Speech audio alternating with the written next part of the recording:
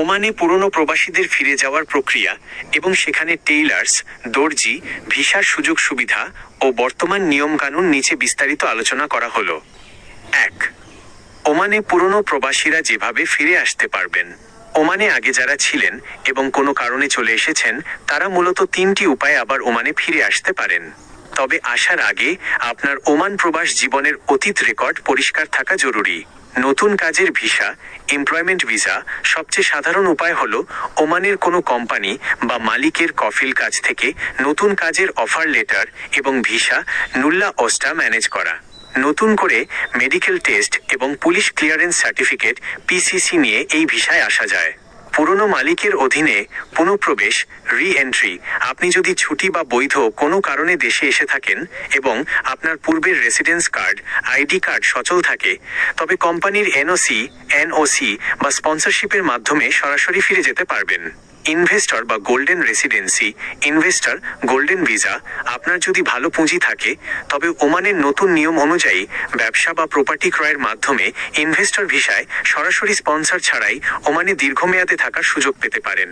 গুরুত্বপূর্ণ সতর্কতা, ওমানি নিষেধাজ্ঞা বা ব্যান। ওমান থেকে আসার সময় আপনার ওপর কোনো প্রকার ওমানি নিষেধাজ্ঞা বা ট্রাভেল ব্যান ছিল কিনা তা নিশ্চিত হন। যদি ওমান থেকে কোনো অপরাধ বা অবৈধভাবে থাকার কারণে ডিপোর্ট করা হয়ে থাকে তবে ব্যান উঠে না যাওয়া পর্যন্ত নতুন ভিসায় প্রবেশ করা অসম্ভব। 2. ওমানে টেইলার্স, দর্জি, ভিসার সুযোগ সুবিধা ও বর্তমান নিয়ম।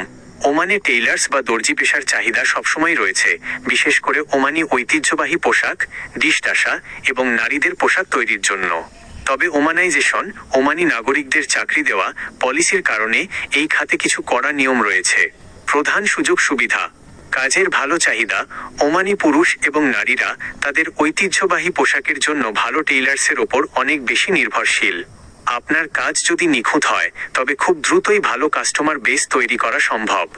নিজস্ব ব্যবসার সুযোগ, ফ্রিল্যান্স, শপ ওনারশিপ। অনেকে ফ্রি ভিসা বা কোনো কফিলের আন্ডারে এসে ওমানিদের সাথে পার্টনারশিপে বা চুক্তিভিত্তিতে নিজের দোকান পরিচালনা করেন।